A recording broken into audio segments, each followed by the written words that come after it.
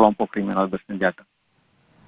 Ya, Vindi, TNI dan Polri telah menggelar olah TKP cepat begitu ya waktu pasca kejadian saat itu. Apa yang didapat dari olah TKP tersebut? Adakah informasi terkininya atau pernyataan resminya? Ya, untuk olah TKP sendiri memang kemarin siang sudah dilakukan oleh kepolisian Polres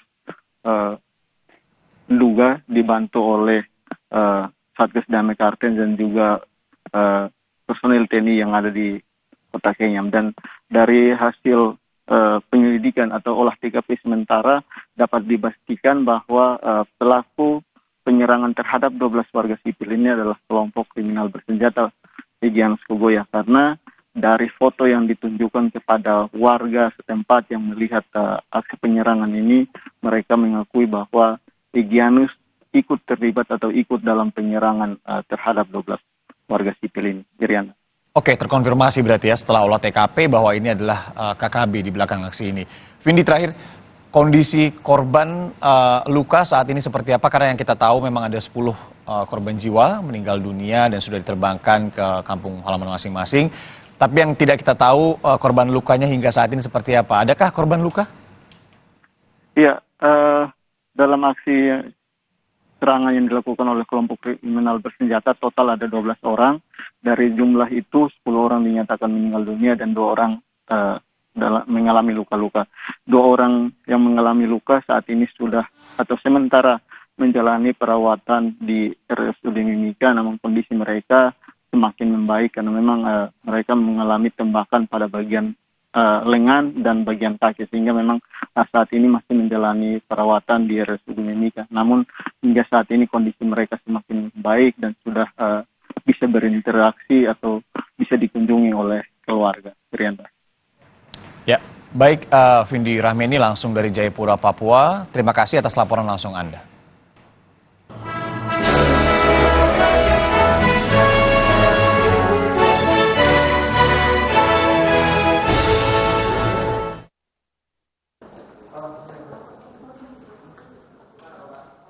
Kinerja memutus perkara dan minutasi Mahkamah Agung untuk periode bulan Januari hingga Juni naik. Di tengah beban kerja yang meningkat, rasio produktivitas MA pun ikut meningkat, yakni 72,47% dibanding periode sebelumnya. Selama bulan Januari hingga Juni, Mahkamah Agung telah menangani perkara sebanyak 15.390 perkara. Dari jumlah tersebut, Mahkamah Agung berhasil memutus sebanyak 11.544 perkara. Di tengah beban kerja yang meningkat, kinerja Mahkamah Agung dalam memutus perkara naik 46,09% dan minutasi naik 39,02%.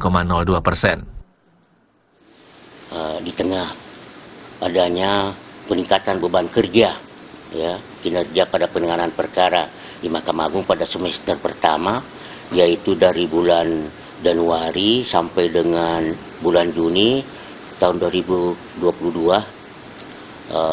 mengalami peningkatan yang signifikan. Untuk jelasnya kami dapat jelaskan kinerja memutus perkara itu meningkat hingga 46,09%. Sedangkan kinerja minutasi juga meningkat mencapai 39,02%. Adapun indikator yang digunakan untuk mengukur peningkatan kinerja Mahkamah Agung adalah rasio produktivitas memutus perkara yang berada di atas 70%. Untuk periode Januari hingga Juli, rasio produktivitas MA dalam memutus perkara meningkat dari periode sebelumnya, yakni sebesar 72,47%. Salah satu indikator kinerja utama Mahkamah Agung adalah rasio produktivitas memutus perkara di atas 70%. Apa itu rasio produktivitas memutus perkara? Itu adalah perbandingan antara jumlah perkara yang diputus dengan jumlah beban kerja pada periode tertentu. Nah, jumlah beban perkara pada semester pertama 2022 adalah 15.950. Sedangkan jumlah perkara yang diputus sebanyak 11.544 perkara. Mahkamah Agung telah melampaui target yang telah ditetapkan. Pada periode yang sama tahun 2021 lalu, Mahkamah Agung memproses 10.884 perkara. Tim Liputan Kompas TV Jakarta.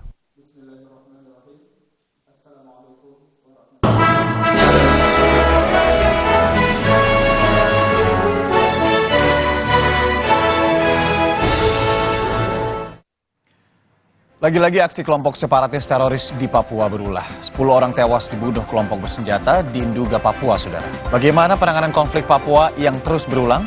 Sapa Indonesia akan membahasnya dalam dialog seusai jeda bersama Timothy Marbuti.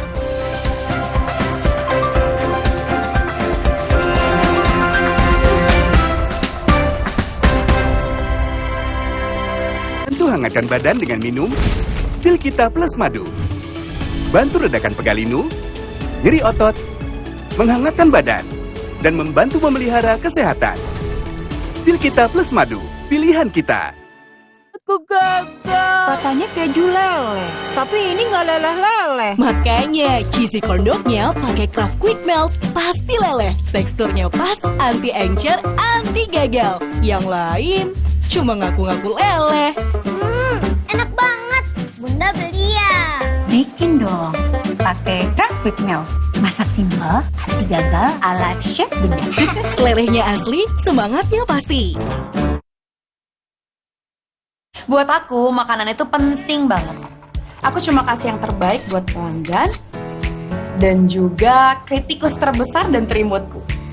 Tapi dulu, nyicip masakan sendiri aja ngilu. Untung dokter gigi aku nyaranin untuk pakai Sensodyne setiap hari. 1 pasta gigi sensitif, 8 manfaat. Sensodyne meredakan gigi sensitifku, gigiku juga makin kuat, dan nafasku jadi segar. Gunakan pasta gigi Sensodyne Fresh Mint. Yuhu, saatnya pesta-pasta kejutan rasa. Wow, delicious, yo! Wah, coba semuanya sekarang. Pizza Hut, selalu lebih banyak pilihan. Baru bangun kerjaan udah numpuk. Aqua dulu.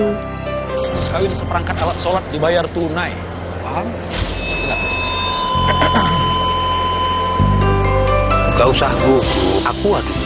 Datang dari sumber alam yang terlindungi, murninya air mineral Aqua, berikan air minum berkualitas. Apapun aktivitasmu, Aqua dulu. Beda kegiatan, beda masalah, beda counterpain-nya. Hangat counterpain cream untuk redakan nyeri otot. Sensasi counterpain cool untuk pendinginan saat olahraga. Paket counterpain duo, beda manfaat, harga tetap bersahabat. Paket counterpain duo, beda manfaat, harga tetap bersahabat. Paket counterpain duo, beda manfaat, harga tetap bersahabat. Baru Provital Immuna, susu dewasa dengan triblend aktif formula, beta glukan, tinggi vitamin C dan tinggi selenium, bantu jaga imunitas sejak pertama konsumsi. Activation Immunity, Activate Your Life. Bersama Universitas Gunadarma dengan berbagai program studi yang terakreditasi BAN PT peringkat A. Siap menginspirasi. Halo masa depan, kami siap. Let's join us. Sebagai mantan atlet, kami sadar masa kejayaan itu ada umurnya. Itu sebabnya kami terjun ke dunia bisnis. Dulu tiap transaksi banyak biaya ini itu. Tapi di tabungan BDN Bisnis beda. Bisa bebas biaya transaksi itu juara banget. Tabungan BDN Bisnis, dukungan lengkap untuk bisnis tumbuh lebih besar. Karena bisnis gak cuma tentang hari ini, tapi juga esok hari. Aku pikir semua air mineral itu sama. Le Mineral itu beda, lebih fresh dari yang lain. Le Mineral memang berbeda, mengandung mineral esensial, dikemas menggunakan 3 proteksi berlapis. Segernya. Le Mineral.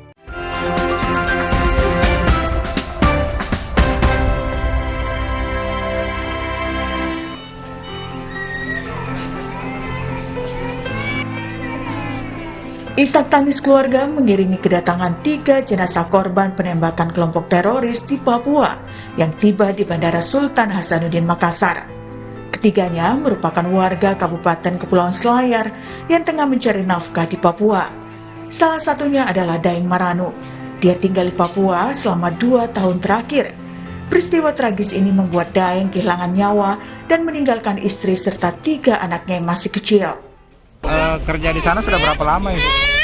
Saya sudah tinggal di sana sudah hampir 2 tahun. 2 tahun Ibu. Kerja apa Ibu?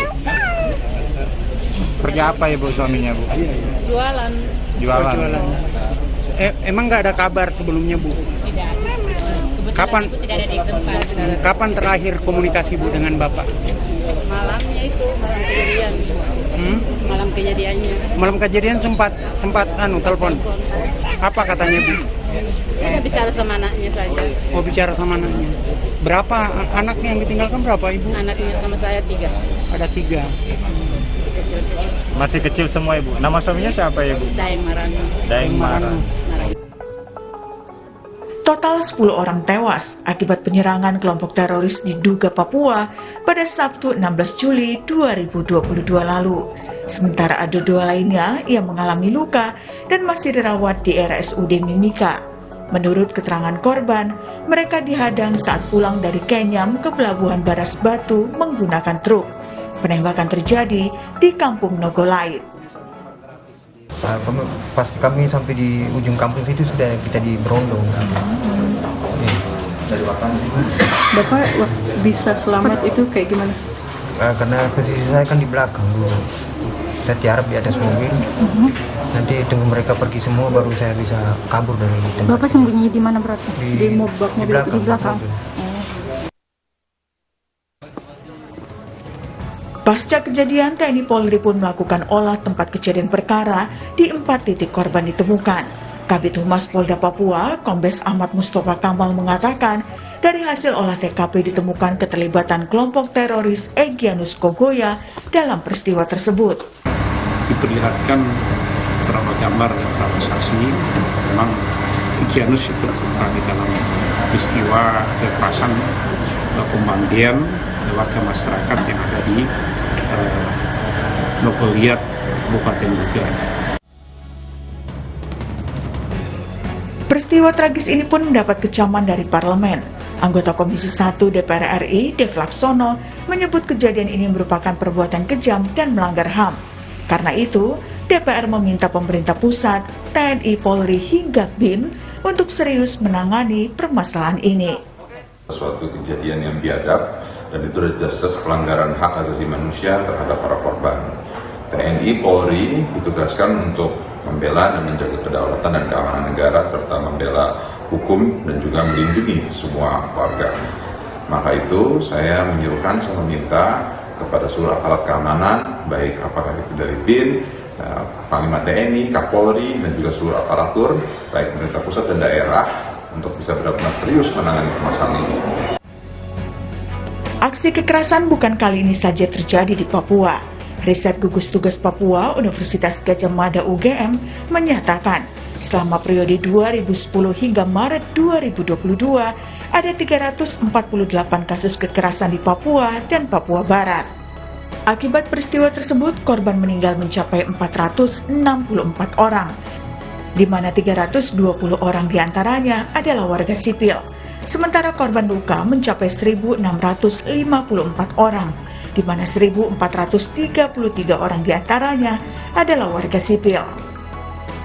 Dengan banyaknya korban, sudah sepatutnya tindakan tegas dilakukan demi menjaga keamanan masyarakat di tanah Papua. Tim Liputan, Kompas TV.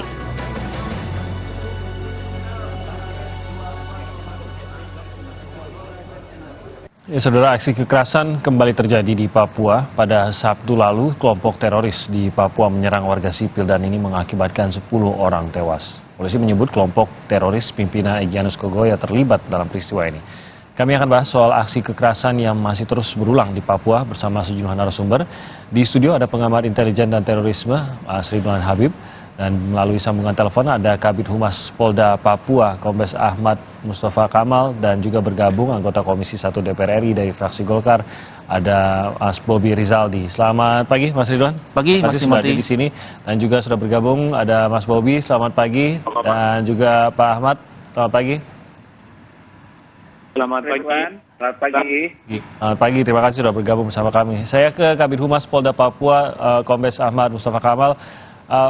Pagi ini dulu Pak, kita update dulu kondisinya bagaimana sejauh ini, penyelidikan dari kepolisian sendiri bagaimana terhadap aksi kekerasan ini? Ya, terima kasih. Kami dengan Kaop Satgas Damai Karten dan tim baru mendarat 30 menit yang lalu Kami sudah lakukan pertemuan dengan Kapolres, dengan rekan kami. Untuk situasi kami mas menurut bagian juga cukup kondusif, namun kami masih punya PR yang kami selesaikan. Nah, di mana pada hari Sabtu kemarin terjadi kekerasan yang dilakukan oleh penjual senjata.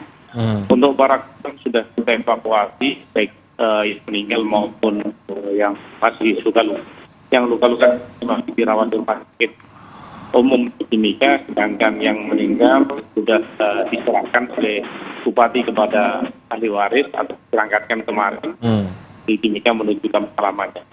Jadi kami saat ini adalah konsentrasi untuk bagaimana mengungkap daripada peristiwa tersebut agar peristiwa ini jangan terjadi lagi, dan kami juga memberikan penguatan kepada seluruh warga masyarakat, warga masyarakat pendatang yang jangan sampai terjadi mobilisasi meninggalkan duga.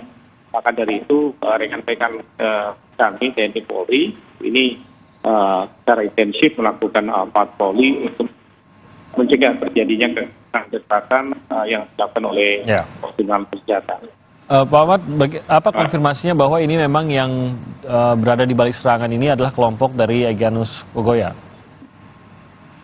Ya, betul. Jadi kita sudah dapat keterangan dari beberapa saksi mahkota, termasuk istri pada satu korban yang memiliki toko yang pada saat itu terjadi pembantian KKP terhadap berapa orang tidak di depan toko yang pelaksanaan dilakukan di jalan depan toko.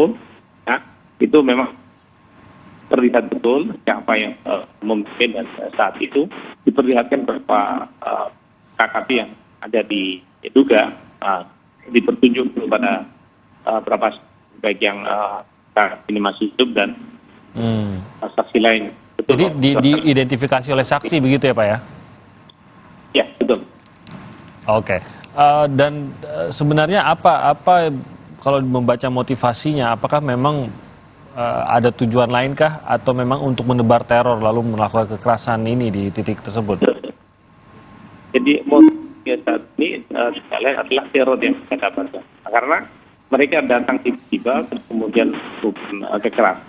Ya, satu ada beberapa orang yang berada di tempat kedai atau kelontong milik Pak Haji, terus kemudian ada beberapa orang yang menggunakan sepeda motor dilakukan, bahkan mobil truk yang menjadi korban, supir dan keneknya untuk penumpangnya sama. Kemudian ada beberapa warga yang melintas di sekitar lokasi itu menjadi sasaran. Maka pada saat terjadi pembantian itulah suara gaduh dan suara tembakan terdengar di masyarakat. Beberapa masyarakat mengamankan diri. Maka dari itu upaya-upaya rekan-rekan kami yang ada di Duga, baik dari Polres dan dan rekan-rekan TNI mengamankan mengevakuasi para korban, khususnya korban yang masih hidup dan yang meninggal, terus dan mengamankan TKP serta mengamankan ke masyarakat ada sekitar lokasi.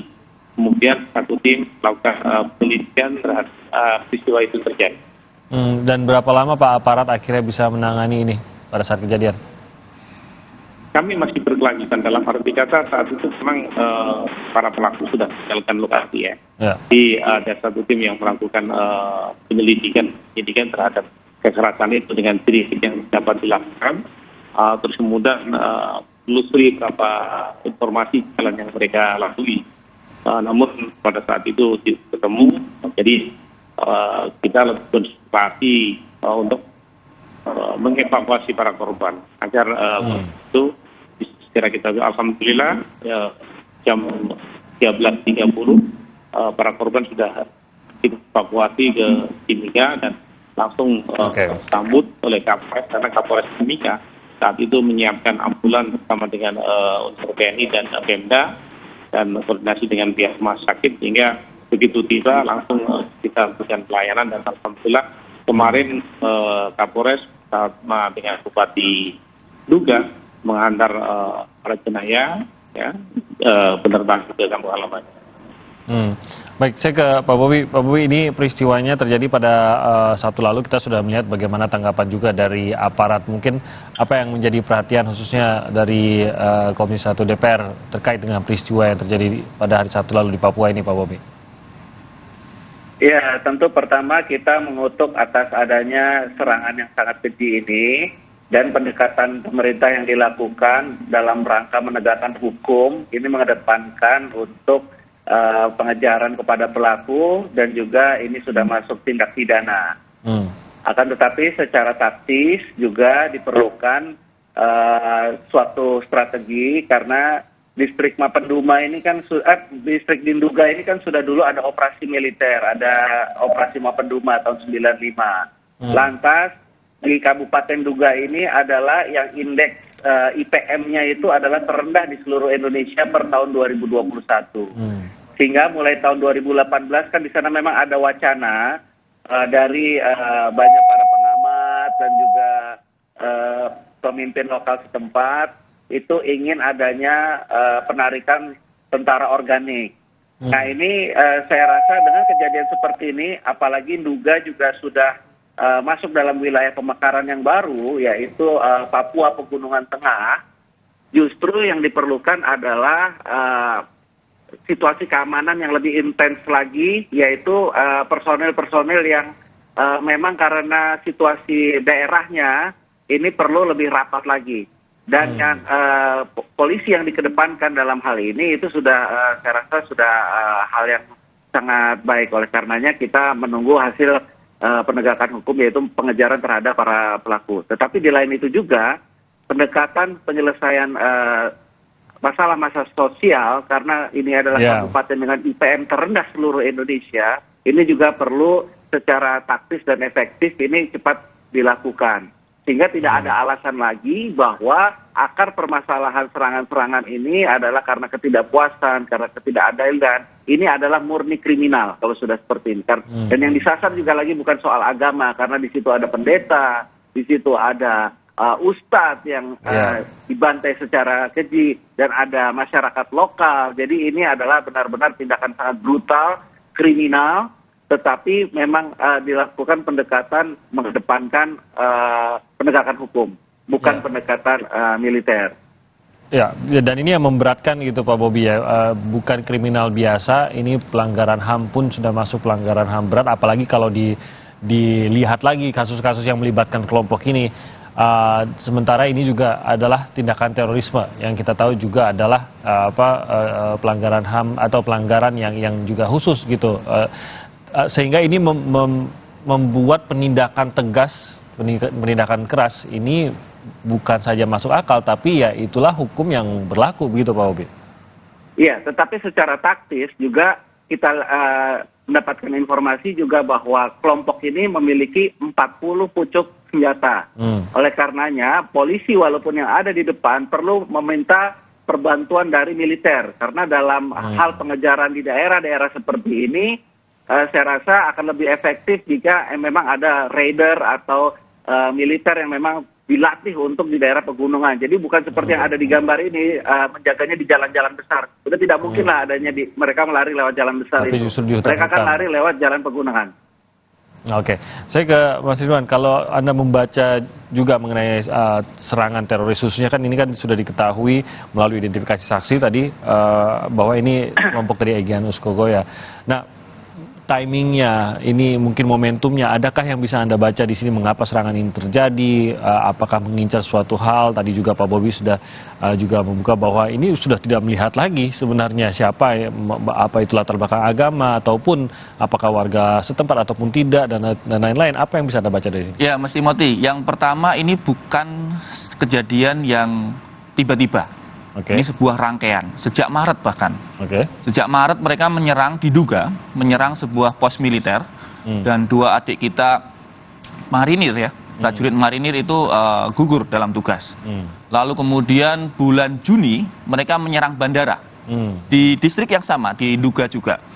Lalu kemudian di akhir Juni kemarin mereka membuat sebuah video ancaman kepada seluruh pendatang yang ada di sana untuk keluar dari Nduga. Dan ini kemudian terjadi yang kemarin. Jadi memang bagian dari psychological warfare yang dilakukan oleh kelompok Egyanus Kogoya. Dan menurut saya, tadi setuju dengan Bang Bobi, sudah saatnya barangkali lebih tegas dengan operasi khusus gabungan, bahasa kami ya. Bukan operasi militer, tapi operasi khusus gabungan, sehingga kemudian yang di depan itu tetap aparat kepolisian. Tentu saja kemudian dilapis dengan teman-teman TNI yang memahami vegetasi medan di mana kelompok Egyanus ini bersembunyi. Karena mereka ini kan jumlahnya secara taktikal mungkin sekitar 50-60 orang. Itu sudah total semua ya, kelompoknya. Sekitar itulah ya, sekitar itu. Logikanya kan kalau kita pikir dengan jumlah aparat yang kita miliki seharusnya ini bisa ditangani gitu. Betul. Orang. Kalau kemudian dengan goodwill dan semangat dari Jakarta, saya kira ini bisa kemudian segera ditangani. Karena kita khawatir Mas Timothy, ini bukan pertama kita diskusi soal ini. Sudah beberapa kali dan ketika kemudian kita kecam, DPR mengutuk, tetapi kemudian teman-teman di lapangan tidak dibekali sebuah kebijakan yang lebih tegas, maka akan kemungkinan terulang lagi. Dan kita tidak inginkan itu, karena korbannya masyarakat sipil.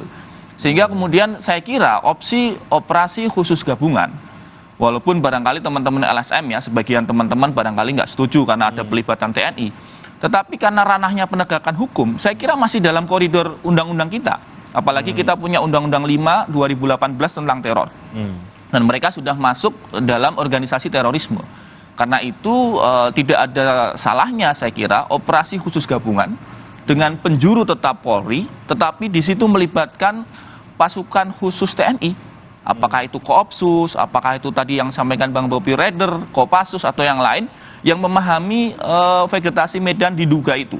Karena memang sangat khas di sana itu. Ada karakter khusus apa yang dibutuhkan sehingga ya mungkin sekarang kan yang berhadapan langsung adalah aparat kepolisian. Aparat kepolisian kita pun sebenarnya bisa ditambah begitu untuk membantu mengatasi itu personilnya di sana kan bisa ditambah gitu. Mengapa ini saja tidak cukup? Ya, prakteknya memang mereka berlari dan menyerang itu seperti teknik guerrilla warfare ya. Mereka muncul mendadak, melakukan penyerangan, lalu kembali sembunyi di dalam pegunungan-pegunungan dengan vegetasi dalam. Itu karakter mereka. Pada saat menyerang pos militer yang ada adik-adik marinir itu juga sama. Mereka menyergap tidak sampai 30 menit, baku tembak, lalu mereka kemudian lari ke vegetasi yang lebih dalam. Dan kemungkinan kemudian pengejarannya teman-teman kepolisian kan terbatas juga kemampuan medan mereka lah ya. Kalau bahasa kami kemampuan medan tempur mereka. Karena memang teman-teman kepolisian lebih banyak di pengamanan perkotaan. Memang dilatihnya. Dilatihnya memang untuk itu. Karena ini kan penegakan hukum kalau polisi. Karena itu barangkali kita wacanakan juga ke DPR untuk kemudian menyetujui semacam operasi khusus gabungan. Kalau sekarang namanya operasi damai Kartens. Tapi itu lebih ke dialog. Pendekatan kepada masyarakat, kepada tokoh-tokoh masyarakat. Dan itu sudah tidak jadi masalah, Mas Timothy. Masyarakat di Papua mendukung penegakan hukum. Jadi masalahnya di kelompok kecilnya seperti Egyanus Kogoya ini yang 50-an itu. Kalau masalahnya cuma 50 orang, maka lakukan tactical operation. Dengan melibatkan tentu personel-personel khusus. Oke, nanti saya akan tanyakan juga kepada Kombes Ahmad apa sebenarnya kendalanya sejauh ini dari rekan-rekan kepolisian dalam melakukan pengejaran. Kita akan bahas lebih jauh lagi, tetap bersama kami di Sapa Indonesia Pagi.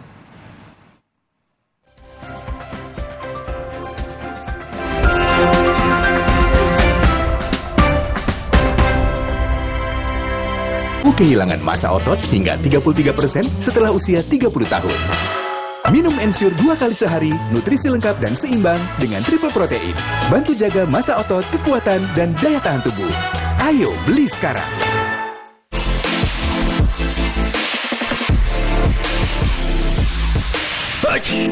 Hidung mampet, badan meriang. Tenang, ada Ultra Flu. Ultra Flu, flu reda, lega rasanya. Ayah, ada yang seru nih. Oreo ulang tahun ke-110. Yuk tiup semua lilinnya. Cek Instagram Oreo Indonesia dan menangkan hadiahnya. Cobain juga Oreo rasa birthday cake baru. Jadinya kayak gini deh. Mau kemana sayang? Mau buang sampah, Ma. Stop!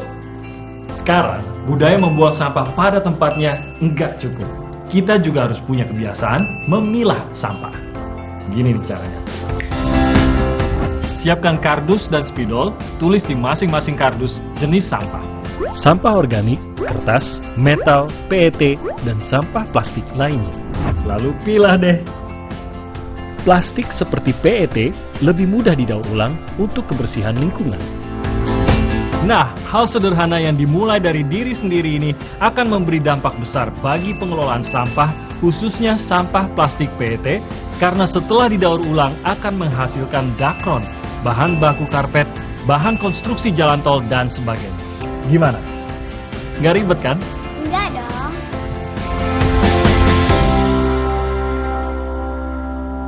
Ibu, cacingan dapat menyebabkan stunting.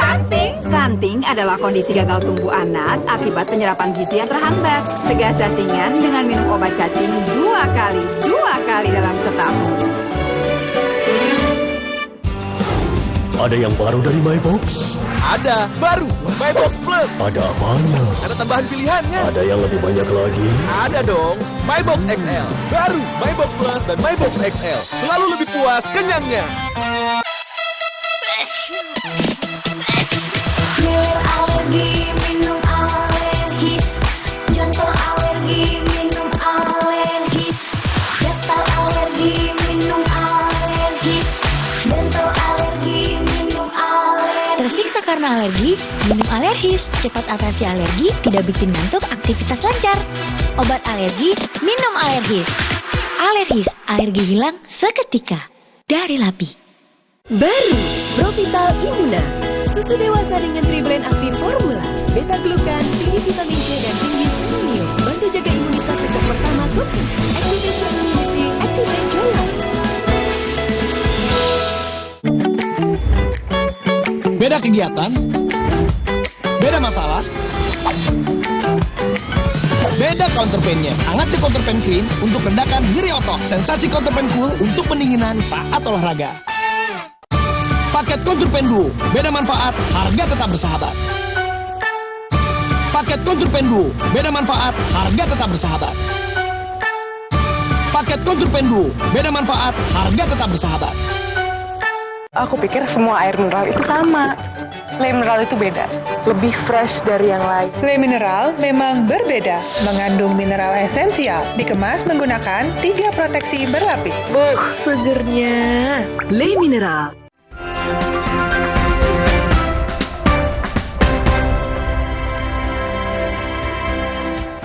Kita masih membicarakan mengenai kekerasan yang terjadi pada hari Sabtu lalu di Papua. Saya akan langsung kembali lagi ke Kabid Humas Polda Papua, Kombes Ahmad Mustafa Kamal.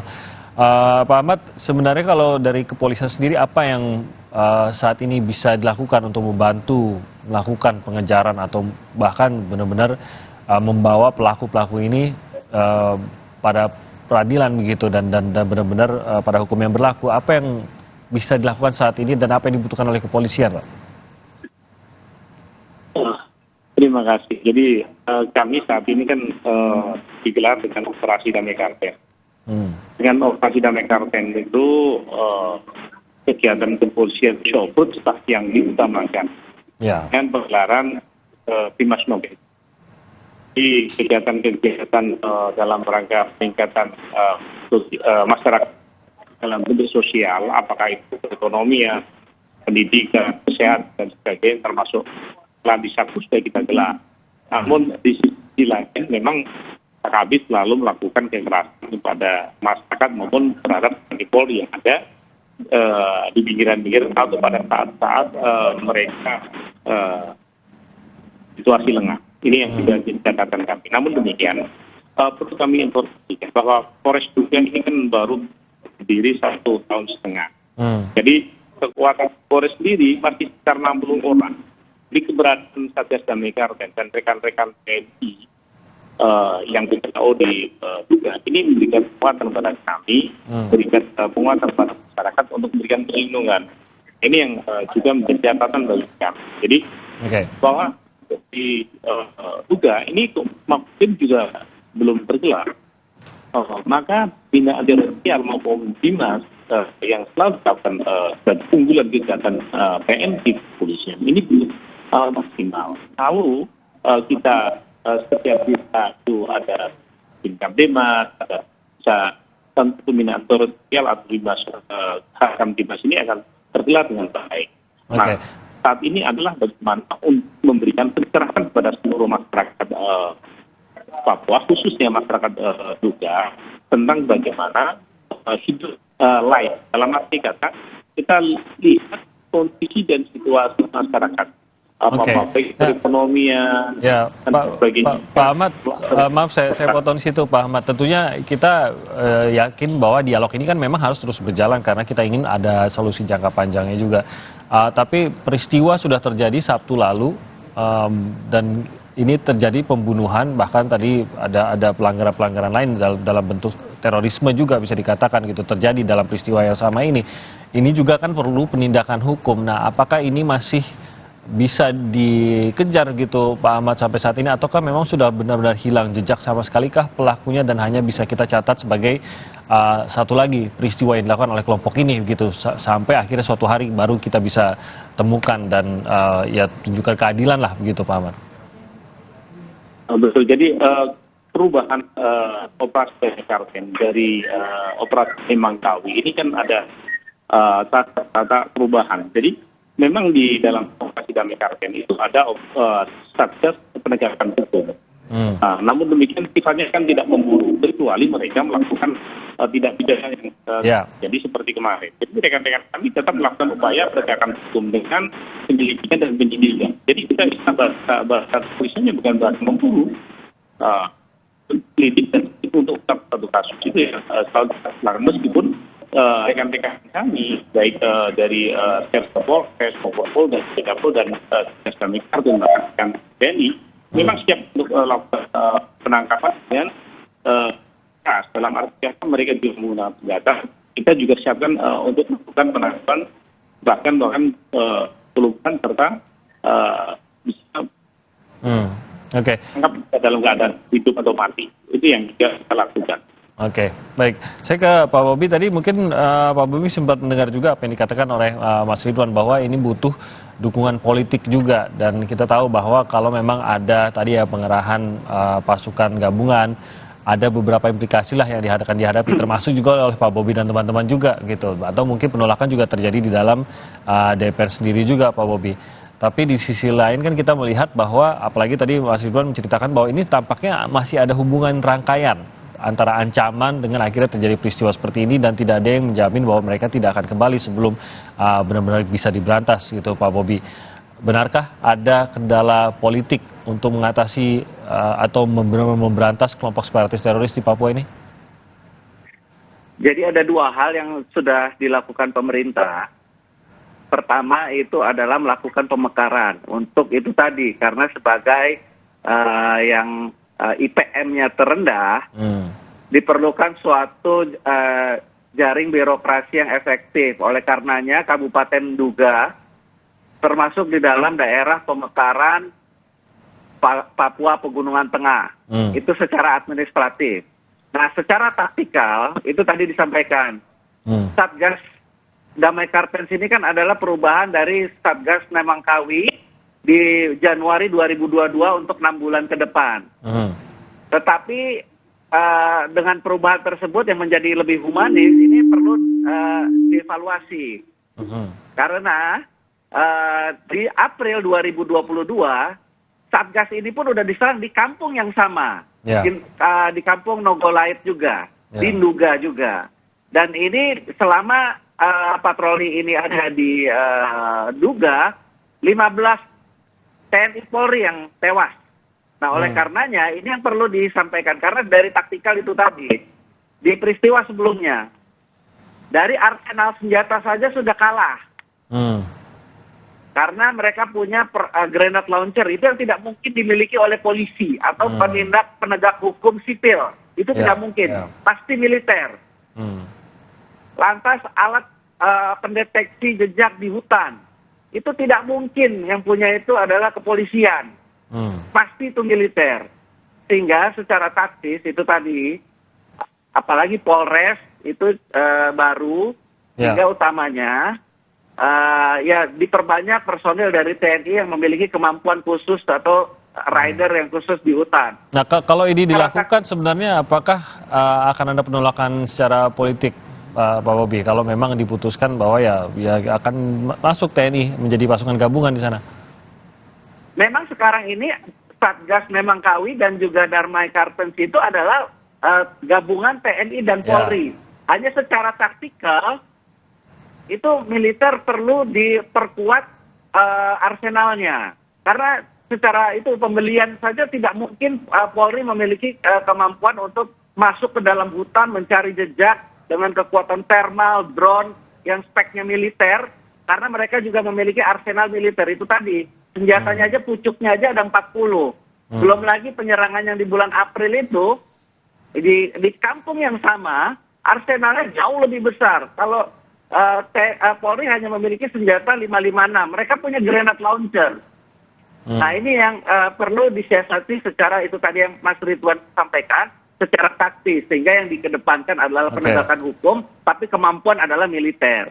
Jadi, dan yang perlu dipastikan, yang diperangi ini adalah 19 KKB, bukan masyarakat, tapi jelas yang kriminal. Nah ini yang perlu disampaikan berulang-ulang, didiseminasikan, sehingga mendapatkan dukungan masyarakat. Kalau masyarakat memberikan dukungan, lini intelijen akan menjadi lebih peka. Kalau sekarang kan ibaratnya mereka berkeliaran dengan senjata aja, masa satu orang pun tidak ada yang tahu di kampung itu. Nah ini berarti lini masa intelijen perlu diperkuat, dan intelijen kuat bila masyarakat mendukung. Jadi sebenarnya tidak kita, mungkin kalau, Pak Bobi, kita memiliki pasukannya, kita memiliki kemampuannya, kita memiliki arsenalnya. Tinggal bolanya ada di mana ini, Pak Bobi, untuk menandatangani bahwa semua itu akan dikerahkan untuk menyelesaikan masalah ini? tetap di kepolisian. Polisian adalah di depan. Tapi maksudnya kepolisian kan bukan memutuskan hal itu, yang memutuskan bahwa sekian yang akan dikerahkan. Pemerintah. Harus dari istana kah atau bagaimana, Pak Bobi? Ya, karena ada teknis lah, Menko Polkam ada, dari Kemenhan ada, dari kepolisian ada. Oke, itu yang bisa dilakukan. Dan posisi DPR kalau memang ini diajukan, Pak Bobi? Ya, dengan pembentukan Satgas ini, Nemangkawi sampai 6 bulan setelah 25 Januari 2022, tentu kita memberikan dukungan politik. Penyelesaian pendekatan melalui sosial, ekonomi, dan sosbud lainnya itu dengan pemekaran kita sudah ketok. Jadi kita akan mendukung penuh Polri untuk melakukan penindakan hukum sampai melakukan pengejaran. Jadi bukan berarti Satgas Damai tidak mengejar, harus mengejar. Oke, saya ke Mas Ridwan, bagaimana menjamin juga bahwa warga di sana khususnya ini kedepannya juga aman, bukan hanya dengan pengerahan aparat atau penambahan aparat, walaupun itu juga disarankan, tapi itu tadi bahwa semua proses ini berjalan. Ya, penguatan ketahanan sosial di masyarakat kan sudah dilakukan ya. Panglima TNI Jenderal Andika Perkasa misalnya mengubah sistem reguler pasukan yang biasanya terbang pulang, misalnya dari Jawa ke Papua 6 bulan pulang lagi, menjadi stasioner di Kodam Korem Koramil setempat. Sehingga kemudian mereka bisa menyatu, berbaur, dan hidup bersama rakyat Papua. Dalam hal ini sudah dilakukan, Mas Timothy. Artinya menguatkan kepercayaan diri lah ya masyarakat. Tapi betul tadi kata Bang Bobi, memang ada ketakutan dari masyarakat lokal, misalnya melaporkan orang KKP bawa senjata. Nanti kalau laporannya ketahuan mereka, kan mereka dibunuh duluan. Ya, dan memang tidak ada keraguan dalam membunuh warga sipil tanpa peristiwa kemarin. Betul, apalagi sekarang mereka tadi dalam identifikasi kita mempunyai senjata yang lebih canggih. Maka saya kira yang perlu kita lakukan dan garis bawahi segera adalah kebijakan Jakarta yang lebih tegas dalam penangkapan kelompok-kelompok KKB yang masih ada di sana. Ini dulu. Kalau yang di lapangan saya kira sosiokultural, dialog, bantuan ekonomi itu berjalan baik. Tetapi kemudian misalnya tadi secara taktikal, kemudian misalnya ini ya, Mabes TNI ada Koopsus diberangkatkan berapa, bergabung dengan Brimob Polri misalnya yang sudah ada di sana. Lalu kemudian melakukan perburuan senyap, operasi khusus gabungan sehingga menangkap Egyanus Kogoyanya atau tokoh-tokoh mereka sehingga kemudian serangannya berhenti. Kalau itu tidak segera dilakukan, kami mengkhawatirkan ya 1-2 minggu akan rame karena dipantau oleh media, dipantau Kompas, dipantau semua media nasional. Tetapi kemudian 2 minggu kemudian bisnis as usual. Nah ini yang saya kira tidak boleh lagi, karena warga sipil yang jadi korban. Ini nyawa manusia, tidak sekedar lagi hak asasi manusia, ini sudah nyawa manusia. Dan saya kira pemerintah pusat perlulah lebih tegas dengan kejadian kemarin hari Sabtu itu. Jadi menurut Anda secara di atas kertas sebenarnya ini sudah bisa diatasi seharusnya? Mestinya bisa. Kalau misalnya bayangan kami misalnya Menko Polhukam dengan Bapak Kepala BIN, Panglima TNI, jumpa pers, lalu ada satu keputusan, kita operasi khusus gabungan, tetap koridornya penegakan hukum sehingga kepolisian di depan, tetapi akan melibatkan personel-personel terbaik TNI.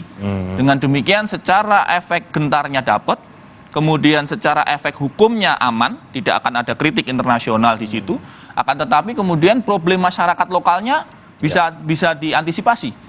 Orang-orang yang ngaco, orang-orang yang bikin onar ditangkap. Sehingga kemudian tinggal masyarakat yang memang ingin hidup damai dan membangun Papua sama-sama. Saya ke Kombes Ahmad lagi. Saat ini bagaimana bisa menjamin ketenangan warga di sana bahwa mereka bisa merasa aman berada di rumah mereka saat ini dan khususnya untuk mungkin minggu-minggu, bulan-bulan ke depan juga merasa demikian, Ahmad? Jadi pas kemarin kita kunjungi Kapolres dengan rekan-rekan TNI kunjungi ke masyarakat yang ada di sekitar lokasi TKP untuk memberikan penguatan. Bahkan kita laksanakan patroli, melakukan pengamanan di titik-titik yang strategis untuk mencegah mereka masuk ke dalam kota atau di sekitar lokasi tersebut. Sehingga kita tidak berharap bahwa mereka melakukan kekerasan lagi dengan situasi dan kondisi yang sama atau bahkan di tempat yang sama. Ini perlu kami antisipasi karena arah lintas di batas batu ini adalah kita adalah mobilisasi untuk kebutuhan kebutuhan masyarakat juga. Sehingga nanti kalau ini tidak segera bersihkan, itu juga jadi masalah untuk masyarakat, kebutuhan pokok, bangun dan sebagainya. Jadi yang pasti kami hadir memberikan perhatian kepada masyarakat, baik rekan-rekan BRIMOB yang bertemu dalam Satgas kami Karten, dan rekan-rekan Polres dan rekan-rekan TNI sudah menyatu bersama dengan masyarakat untuk memberikan rasa aman dan nyaman. Dan ini untuk area-area lainnya juga ya yang rawan, memang bukan area yang terjadi serangan kemarin tapi juga rawan, ini juga ada peningkatan ya Pak ya? Di lingkungan itu secara intensif dilakukan di wilayah kemarin itu kan ketika kita hadir mereka agak merasa aman dan nyaman. Meskipun kita juga lakukan beberapa titik dimungkinkan mereka akan kasih untuk mencegah mobilisasi dari kelompok kriminal bersenjata, pimpinan IPION sebagainya. Ya, ini hak yang sebaiknya memang dimiliki oleh semua warga negara termasuk yang berada di Papua. Terima kasih Kombes Ahmad Mustafa Kamal yang sudah bergabung bersama kami. Pak Bobi Rizaldi, terima kasih juga sudah bergabung, dan juga Mas Irun Habib di studio. Terima kasih sudah bergabung bersama kami pada pagi hari ini. Kita harapkan bahwa damai terjadi di Papua, bisa dicapai di Papua, dan juga mereka yang sudah melakukan kekerasan ini benar-benar bisa akhirnya dibawa ke hadapan hukum. Usai jeda, kami akan hadirkan segmen Sehat di Tengah Pandemi. Hari ini adalah hari yang khusus untuk tanya-jawab seputar vaksinasi COVID-19. Kalau Anda punya pertanyaan, siapkan. Akan dijawab usai jeda berikut ini.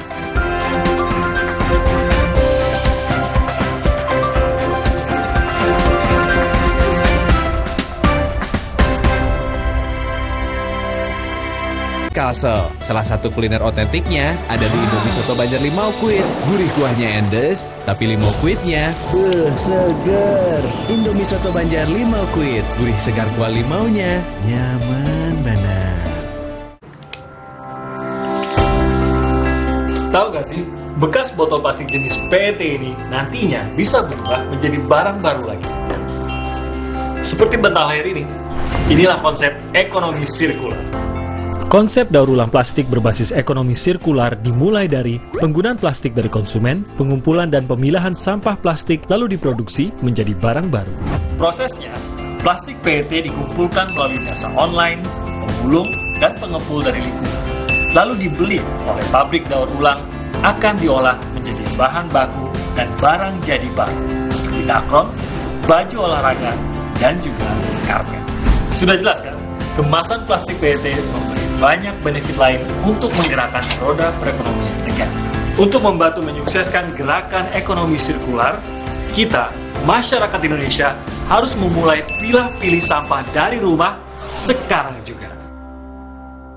Ibu, cacingan dapat menyebabkan stunting. Stunting adalah kondisi gagal tumbuh anak akibat penyerapan gizi yang terhambat. Cegah cacingan dengan minum obat cacing 2 kali dalam setahun.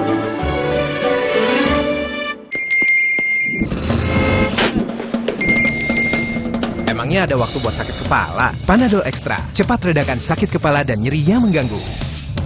Dapat diminum sebelum makan dan tidak menyebabkan kantuk.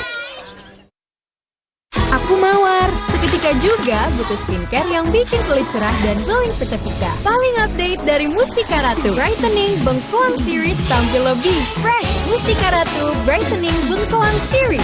Seketika jadi amazing. Aku mawar. Seketika juga butuh skincare yang bikin kulit cerah dan glowing seketika. Paling update dari Mustika Ratu. Brightening Bengkoang Series tampil lebih fresh. Mustika Ratu Brightening Bengkoang Series. Seketika jadi amazing. Tubuh kehilangan massa otot hingga 33% setelah usia 30 tahun. Minum Ensure 2 kali sehari, nutrisi lengkap dan seimbang dengan triple protein. Bantu jaga massa otot, kekuatan, dan daya tahan tubuh. Ayo beli sekarang. Beda kegiatan, beda masalah, beda counterpainnya. Hangati counterpain clean untuk redakan nyeri otot. Sensasi counterpain cool untuk pendinginan saat olahraga. Paket Counterpain Duo, beda manfaat, harga tetap bersahabat. Paket Counterpain Duo, beda manfaat, harga tetap bersahabat. Paket Counterpain Duo, beda manfaat, harga tetap bersahabat. Aku pikir semua air mineral itu sama. Le mineral itu beda, lebih fresh dari yang lain. Le mineral memang berbeda, mengandung mineral esensial, dikemas menggunakan 3 proteksi berlapis. Segernya. Le mineral. Ambeien, minum Ambeven. Sehari 3 kali 2 kapsul dari ekstrak alami membantu meringankan gejala Ambeien. Atasi Ambeien dengan Ambeven.